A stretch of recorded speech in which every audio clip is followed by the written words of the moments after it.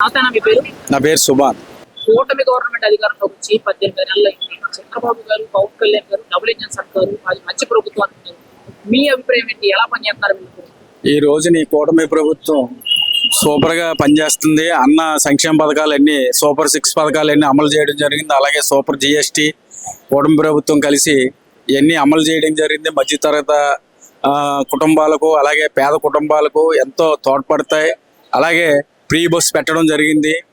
దానివల్ల కూడా చాలా సంతోషం వ్యక్తం చేస్తున్నారు. కానీ ఇందులో ఒక మైనస్ ఉంది. మైనస్ ఏంటంటే ఈ ఫ్రీ బస్ అన్నది ఓన్లీ తెల్ల కార్డు హోల్డర్కే ఇచ్చినట్టయితే చాలా బాగుంటుంది. ఒక విధంగా ఆర్టీసీకి నష్టం ఉండదు. అలాగే ఓ విధంగా గవర్నమెంట్కి కూడా తోడ్పడినట్టు ఉండదు. కారణం ఏంటంటే ఎంప్లాయీస్ కూడా 1,50,000 జీతకత్తి కూడా ఆధార్ కార్డు పట్టుకొని ఫ్రీ బస్ ఎక్కేస్తుంది. దానివల్ల చాలా మంది ఇబ్బంది పడుతున్నారు. అది నా ఉద్దేశం. ఇది అందరూ చెప్పింది కాదు. ప్రభుత్వ పనితీరులో ముఖ్యంగా వీళ్ళు పథకాలు ఇస్తున్నారు కదా, ఫ్రీ బస్ అని, ఫ్రీ గ్యాస్ అని, తల్లి కొండం అని, అన్నదాత సుఖీభవన్, ఇలా వేరే వేరే పథకాలు పెట్టారు. వీటి వల్ల ఏమైనా యూజ్ ఉందా? వీటి వల్ల యూజ్ ఉందంటే మధ్యతరగతి కుటుంబాలకి పేదవారికి కూడా చాలా యూజ్ ఉంది. మరి ఇలా సంవత్సరానికి 3 గ్యాస్ బండ్లు అంటే మరి ఇలా వాళ్ళకి 3,000 సంవత్సరానికి ఆదాయం చేసినట్టే కదా గవర్నమెంట్. మరి ఆ విధంగా చూసుకుపోతే, అలాగే తల్లికి వందనం గత ప్రభుత్వం ఒకరికే ఇచ్చేది ఇంట్లో. మరి ఈ రోజున మరి బడుగు బలహీన వర్గాలు, పేదవారు చదువుకున్న పిల్లలకు కూడా చాలా హ్యాపీగా ప్రతి పిల్లని కూడా స్కూల్కి పంపడానికి ఎంతో ఉత్సాహంగా వాళ్ళ పేరెంట్స్, తల్లిదండ్రులు పిల్లల్ని బడికి పంపుతున్నారు. దానికి కారణం మరి ఇంట్లో ఎంతమంది ఉంటే అంతమందికి తల్లి వందనం ఇవ్వడం వల్ల. మరి అలాగే GST కూడా చాలా చక్కగా ఉపయోగపడుతుంది. మరి అనేక నిత్యావసర వస్తువుల మీద GST తగ్గించడం జరిగింది. ఆ వస్తువులను బట్టి మరి అది సూపర్ GST అని కూడా చెప్పుకోవచ్చు. ఇప్పుడు ముఖ్యంగా పింఛన్ల విషయంలో ఎలా ఉందంటారు? అంటే గతంలో మేము 6 గంటలకి పింఛన్ ఇచ్చేవాళ్ళం, 1వ తారీఖు ఉదయాన్నే డోర్ కొట్టి మరి కూడా మేము పింఛన్ ఇచ్చేవాళ్ళని చెప్తారు కదా. ఇప్పుడు ఈ ప్రభుత్వం ఎలా ఇస్తుందంటారు పింఛన్? ఇప్పుడు పింఛన్ అంటే గత ప్రభుత్వం అనర్హులకు కూడా పెన్షన్ ఇవ్వడం వాలంటరీ ద్వారా, ఆ వాలంటరీ కూడా తనకు తోసినోడికి నచ్చినోడికి వాళ్ళ అధికారంలో ఉన్న వాళ్ళకి ఇవ్వడం జరిగేది. ఇప్పుడు అలా కాదు. ఈ కూటమి ప్రభుత్వం ఎవరో బలహీనంగా ఉండి అర్హులైన వాళ్ళందరికి కూడా పెన్షన్ ఇవ్వడం జరుగుతుంది. దానివల్ల చాలామంది సంతోషంగా హ్యాపీగా కుటుంబాన్ని ఇచ్చేసుకుంటున్నారు. అలాగే హ్యాండిక్యాప్ కూడా గత ప్రభుత్వం ఆ 3,000 ఇచ్చేది, వాళ్ళకి 6,000 ఇవ్వడం జరుగుతుంది. అలాగే కిడ్నీ పేషెంట్కి మరి డయాలసిస్ నిమిత్తం 10,000 ఇవ్వడం జరుగుతుంది పింఛన్ ద్వారా. మరి వీళ్ళంతా కూడా వాళ్ళకి చేదోడు వాదోడుగా 15,000 ఇవ్వడం జరుగుతుంది కొత్తగా. మరి ఇవన్నీ కూడా వాళ్ళకి చాలా హెల్ప్ఫుల్లే కదా, ప్రభుత్వం ఆర్థికంగా వాళ్ళకి సహాయం చేసినట్టే కదా. మరి ఇవన్నీ చూస్తే అభివృద్ధి విషయానికి వచ్చేటికి ఎలా ఉందంటారు? మీరేమంటారు దాని గురించి? అభివృద్ధి అయితే చాలా స్పీడ్గా జరుగుతుంది. అలాగే రోడ్ల విషయంలో గత ప్రభుత్వం అయితే 5 సంవత్సరాలు గుంతలు పడ్డ రోడ్లలో వెళ్ళవలసి ఉండేది. ఆఖరికి హైవేలో కూడా గుంతల రోడ్లు ఉండి మరి ఈ రోజుని హ్యాపీగా కార్లు కానీ ఎవరైనా సరే సామాన్యులు హ్యాపీగా ప్రయాణం సాగిస్తున్నారు. మరి ఎక్కడా కూడా ఈ కూటమి ప్రభుత్వం వచ్చాక ఎక్కడా కూడా రోడ్ల విషయంలో కానీ రహదారుల విషయంలో కానీ ఎక్కడా కూడా ఏమీ ఇబ్బంది లేకుండా, అలాగే నిరుపేదలకు ఇళ్ళు శాంక్షన్ చేయడం కానీ, అలాగే వాటి బిల్లు విషయంలో మళ్ళీ నూతనంగా 5 లక్షల ఇళ్ళు శాంక్షన్ చేయడం చాలా గొప్ప విశేషం. కాబట్టి ఇవన్నీ చూసుకుంటూ ఉంటే మరి ప్రభుత్వం చాలా చక్కగా, కూటమి ప్రభుత్వం సూపర్ సర్కార్ అన్నట్టు చాలా స్పీడ్గా పనిచేస్తుందని నా ఉద్దేశం. ఓకే, అంటే మీకు అన్ని విధాలకు కూడా ప్రభుత్వ పనితీరు మీద మీరు హ్యాపీగా ఉన్నాం జెన్యూన్ గా. మరి వైసీపీ పార్టీ తరపు నుంచి అసలు ప్రభుత్వం చేత కావడం లేదు, పరిపాలన చేయడం చేత కావడం లేదు, ప్రతి దాంట్లో అవినీతి జరుగుతుందని ఆలోచిస్తున్నారు. అవినీతి చేసింది వాళ్ళు. ప్రతిదీ కూడా ఇప్పుడు ఈ గవర్నమెంట్, ఈ కూటమి ప్రభుత్వం వాళ్ళు ఏ అవినీతి చేశారో మద్యమే కాదు, ఇసుకే కాదు, ప్రతి విషయంలో వాళ్ళు సిండికేట్ నకిలీ మద్యం కానీ అన్ని రకాల మీద వీళ్ళు బయటికి వెలికి తీసి వాళ్ళ మీద చట్టపరంగా చర్యలు తీసుకుంటారని వాళ్ళు భయపడుతూ ఆందోళన చెందుతూ ఇలాంటి రకరకాల ప్రభుత్వం మీద బురద జల్లడం అది మంచి పద్ధతి కాదు. వాస్తవానికైతే ప్రభుత్వం చాలా చక్కగా పనిచేస్తుంది. సామాన్యుడి గురించే ఆలోచిస్తుంది ఈ రోజున కూటమి ప్రభుత్వం. మధ్యతరగతి వాళ్ళ గురించే, పేదవాళ్ళ గురించే ముఖ్యంగా ఆలోచిస్తుంది. సార్ నమస్కారం సార్, మీ పేరు? సోషల్ ప్రసాద్. కూటమి ప్రభుత్వ పరిపాలన మొదలై 18 నెలలు అయింది కదా, ఎలా ఉందంటారు పరిపాలన? బాగానే ఉందండి. అంటే ఇంకా అధికారులు ఇంకా మన పార్టీకి అనుకూలంగా చేయట్లేదు. ఎవరంటే ప్రభుత్వ అధికారులు? ఆ, ఎందుకని అంటారు? ఇంకా ఢిల్లీ అవలా వైఎస్ఆర్ ఇంకా ఢిల్లీ ముక్తి అవ్వట్లా. ముఖ్యంగా మరి మీరు ఏ అధికారుల దగ్గర ఇబ్బందులు ఫేస్ చేశారంటారు? ఎంఆర్ వాళ్ళంతా బాగానే చేస్తున్నారు. కింద అధికారులు ఇంకా సచివాలయం స్టాఫ్ ఇంకా మారలా. మెయిన్ నిర్లక్ష్యం కొంటున్నారా, అసలు పని పట్టించుకోవట్లేదా, ఏం చేస్తున్నారంటారు? అంటే నిర్లక్ష్యం అంటే ఆ సచివాలయం స్టాఫ్ ఇంకా వైఎస్ఆర్ అందుబాటులోనే ఉన్నారు తప్ప మన పార్టీకి అందుబాటులోగా లేరు. మరి కాకుండా సంక్షేమ పథకాలు ఇస్తున్నారు కదా, బాగానే ఉన్నాయి. ఎలా ఉన్నాయంటారు అవి? బాగానే ఉన్నాయి. 6 పథకాలు బాగానే ఉన్నాయి. మరి మీకేమైనా అందుతాయి ఆ పథకాలు? మాకు అన్ని అంది. మీకేమో వస్తున్నాయి సార్ పథకాలు? మాకు రైస్ వస్తుంది. మా పిల్లలు చదువుకున్నారు. చదువుకున్నాం లేదు, మా పిల్లలంతా ఇదే అయ్యారు. పింఛన్లు ఏమైనా వస్తున్నాయి సార్ ఇంట్లో? మా అమ్మగారు వచ్చి ఎక్స్పైర్ అయ్యారు. పర్లేదు, అన్ని మాకు ఇబ్బంది ఏం లేదు. మా ఊరైతే మీకైతే బాగుందంటారు. బాగా. మరి మీకు గత 5 ఏళ్ల పరిపాలన బాగుందా, ఇప్పుడు పరిపాలన బాగుందంటారా? అంటే అప్పుడు పరిపాలన అంటే బట్టన్ కూర, ఇప్పుడు బట్టన్ ఒక్కట్లేదు, అదే తేడా. అంటే బటన్ నొక్కకుండా పథకాలు అందిస్తున్నారంట. అంతే.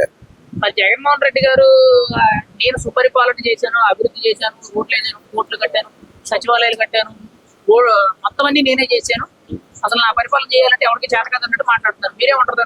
అసలు పరిపాలన ఏంది ఉందండి. పరిపాలన చేస్తే ఎందుకు ఓడిపోతారు? పరిపాలన చేయకే కదా. ఓకే, అంటే మరి మాజీ ముఖ్యమంత్రి జగన్మోహన్ రెడ్డి గారు మళ్ళీ నేను అధికారంలోకి వస్తానని చెప్తున్నారు కదా. ఏదో అప్పుడు పడిపోయేవాడు కూడా నిగ్దాం అంటాడు. అందరూ ఉండేది కదా. 11 సీట్లకి ఎందుకు ప్రారంభం చేస్తారా? ఓకే, 175 సీట్ల నుంచి 11 సీట్లకి ఎందుకు వచ్చినాయంటారా? ఈవీఎం ట్యాంపరింగ్ చేశారని చెప్పి వాళ్ళు మాటిమాటికి రోజా గారు కానీ వేరే నాయకులు కూడా ఆరోపిస్తున్నారు కదా. ఏమండి, అవసరాన్ని బట్టి మాట్లాడతారు. రాజకీయ నాయకులు ఏముంది, ఇబ్బంది ఏముంది? ఓకే, మరి మళ్ళీ జగన్ వచ్చే అవకాశం ఏముందంటారు? మాటిమాటికి నేనే వస్తాను. నాకైతే నమ్మకం లేదండి. ఎందుకు లేదంటారు? ఈ కూటమి 3 పార్టీలు లేకపోతే ఒక పార్టీ ఏం చేయగలుగుతారు? మరి కూటమిలో చంద్రబాబు గారి పనితీరు ఎలా ఉంది, పవన్ కళ్యాణ్ గారి పనితీరు ఎలా ఉంది అంటారు? ఇద్దరిదే బాగానే ఉంది. బేసిక్ గాను ఆయన సీనియర్, ఈయన జూనియర్. ఓకే, అంటే పవన్ కళ్యాణ్ కి అసలు ఏమీ తెలియదు, చదువుకోలేదు అని చెప్పి మాట్లాడుతున్నారు కదా, సినిమా కూడా అంటారు కదా. అలా అయితే ఎంతవరకు ఎందుకు వస్తాడు ఆయన? ఇంత మీ అభివృద్ధిలోకి రాడు కదా. ఇప్పుడు కుర్రోళ్ళు యూత్ అమ్మడు, మనకున్నంత వయసు మన కుర్రోళ్ళకి ఉంటుందా? చంద్రబాబు నాయుడు నాయకత్వంలో బాగానే ఉంది. ఆయనకి ఏమి ఇబ్బంది లేదు కదా. ఆయన నాకేమి ఇబ్బంది ఉందని ఏం చెప్పట్లేదు కదా. మన నాయకులు చెప్తున్నారు అంటే బయట. మరి మాటిమాటికి కూడా చంద్రబాబు కానీ పవన్ కళ్యాణ్ కానీ కూటమి ప్రభుత్వం ఏమి చేస్తలేదు, చేత కావడం లేదు అని చెప్పి ఎందుకు ఈ ప్రచారాలన్నీ జరుగుతాయి? మొదలుగా రాజకీయ నాయకులకి లక్షణమే కదండి. ప్రస్తుతానికి అయితే ఏమి ఇబ్బంది ఏమి లేదు, అన్ని విధాలుగా బాగానే ఉంది. మా ఏరియా అయితే బాగానే ఉంది. మరి మీది ఎక్కడండి? పశ్చిమ గోదావరి హాసన్ నియోజకవర్గం. పశ్చిమ గోదావరి జిల్లా ఆచంట. మరి మీ ఎమ్మెల్యే గారి పనితీరు ఎలా ఉందన్న? మా ఎమ్మెల్యే గారి పని అన్ని బాగున్నాయి. శాంక్షన్లు కానీ, సీఎం రిలీఫ్ ఫండ్స్ కానీ, ఏదైనా అందరి పని చేస్తున్నారు. మాకైతే కార్యకర్తలకు కానీ, మా కూటమి నాయకులు కానీ ఏ ఇబ్బంది లేదు. ఓకే, ఇప్పుడు మరి పరిపాలనా విషయానికి వచ్చేటప్పటికి అసలు ప్రభుత్వం గాడి తప్పుతుందని మాట్లాడుతున్నారు. మీరేం చెప్పగలరు దానికి సమాధానం? కాదండి, మీకు ఇంతకు చెప్పాను కదా, సచివాలయం స్టాఫ్ తప్ప పై లెవెల్ అంతా బాగానే చేస్తున్నారు. కింద లెవెల్ సచివాలయం స్టాఫ్ ఇంకా మారాలి అంతే. ఓకే, మరి జగన్ గారి ప్రభుత్వంలో లక్షల ఉద్యోగాలు ఇచ్చారని చెప్పి ఆయన చెప్తున్నారు. ఈ ప్రభుత్వం వచ్చిన తర్వాత 20 లక్షల ఉద్యోగాలు ఇస్తామని చెప్పారు. మరి ఎవరు మాట నిలబెట్టుకున్నారంట? ఇప్పుడు మన పార్టీ కొద్దిగా ఇప్పుడు కూటమి ఉద్యోగాలు ఇస్తుంది కదా. ఇప్పుడు అవుట్ సోర్సింగ్ ఉద్యోగాలు వేసారు. ఈ నెలలో పోస్టింగ్ అన్నారు. అలాగే మామూలుగా జరుగుతున్నాయి కదా. ఇవాళకి జరిగేది కాదు కదా. ఇప్పుడు ఉన్న ఉద్యోగాలన్నీ రిటైర్మెంట్ అవ్వాలి, ఇలా కొత్త వాళ్ళకి రావాలి. ఏమి అవ్వకుండా ఎలా ఇస్తారు ఉద్యోగాలు? వీళ్ళు వచ్చిన తర్వాత కూడా మెగా డిఎస్సి 16,500 ఉద్యోగాలు పైన ఇచ్చారు కదా. బాగా ఇచ్చాడు. మరి గతంలో జగన్మోహన్ రెడ్డి గారు ఏమైనా ఇచ్చారంటారు? మెగా డిఎస్సి రిలీజ్ చేయలేదు కదా. అంటే ఆయన జగన్మోహన్ రెడ్డి గారు ప్రతి జనవరికి ఒక జాబ్ క్యాలెండర్ పెడతారన్నారు కదా. అది ఎక్కడ అమలు చేయలేదు. అమలు చేయలేదు. స్టూడెంట్స్ అంతా ఇది అయ్యారు. మరి రీసెంట్ గా మాజీ ముఖ్యమంత్రి జగన్మోహన్ రెడ్డి గారు రాబోయే ఎన్నికలకి యువతకి 50% సీట్లు ఇస్తానంటారు. అంతవరకు వచ్చి ఆయన పార్టీ ఎందుకు కార్యకర్తలను నిర్లక్ష్యం చేసి వాలంటీర్ నాకు దేవుడు అన్నాడు కదా, అందుకే కదా వెళ్ళిపోయాడు.